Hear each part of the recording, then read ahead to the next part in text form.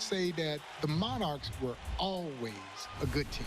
But when Satchel was on the mound, they were a great team. But the thing about Satchel was, Satchel brought out the greatness in everyone else. And one of the legendary stars of the Negro Leagues who took the challenge of facing Satchel the most, the great Leon Day. Leon Day, who was a great two-way star in the Negro Leagues, faced Satchel on 4 different occasions, winning 3 of those head-to-head matchups against his rival. And in one of the games, they're in the midst of a scoreless pitching duel when Leon Day takes matters in his own hands and hits a home run to help himself win a 1-0 matchup against his rival Satchel Paige. Leon Day was one of those unheralded stars of the Negro Leagues that you should know, because Leon Day was as good as they came.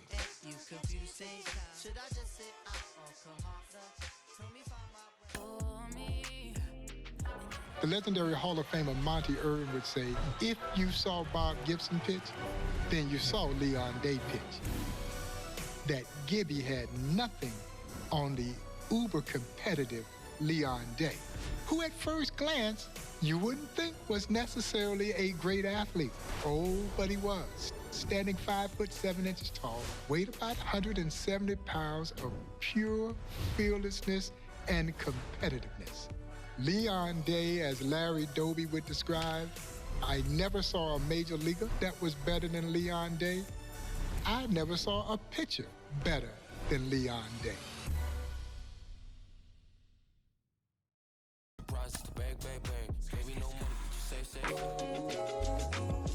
While Leon Day wasn't a big man, no one's heart was ever any bigger.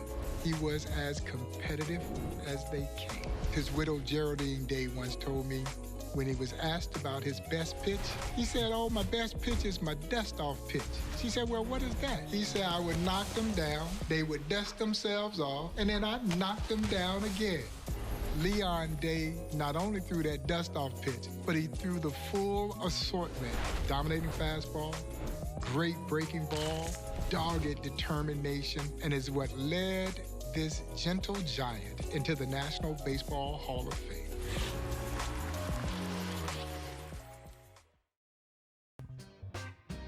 Leon Day ran the 100-yard dash in 10 seconds in his baseball uniform. Yeah, he was an impressive ball player. And as great as Leon Day was as a pitcher, Buck O'Neil oftentimes said he was an even better center fielder. Now again, Buck probably felt this way because during the 1946 Negro League World Series, Leon Day robbed him of what was sure to be a game-winning hit when Buck would describe this guy coming out of nowhere to make a diving catch that ultimately saved the 1946 World Series for the Newark Eagles.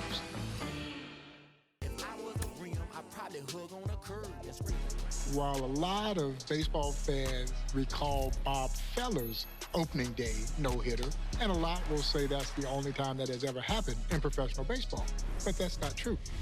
Leon Day also threw an opening day no-hitter, and he was fresh getting back from serving in World War II.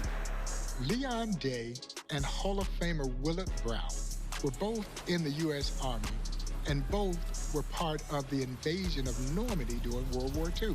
Leon Day would then come back home and throw an opening day no-hitter against the Philadelphia Stars.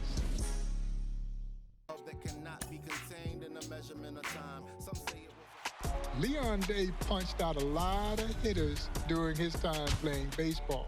And while Leon Day's stellar career was littered with all kinds of amazing feats, 1942 was one that I think he might point a finger toward as well, when he struck out 18 Baltimore Elite Giant players, including getting the great Hall of Famer Roy Campanella 3 times in that game. He holds the strikeout record in the Negro League, in Puerto Rico, and in the East-West All-Star Game. Check it out. Do no whip, flick it up, flick it up, flick it up. shoulder, no care over here.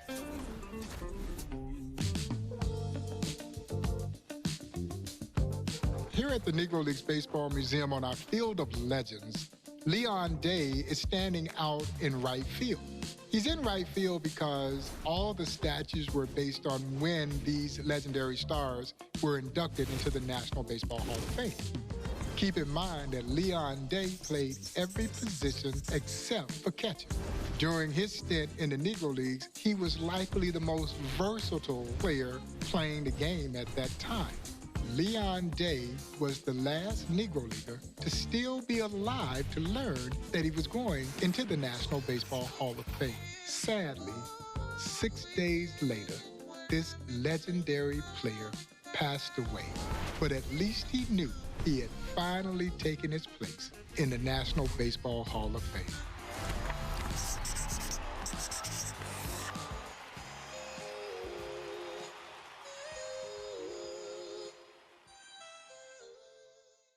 Play ball!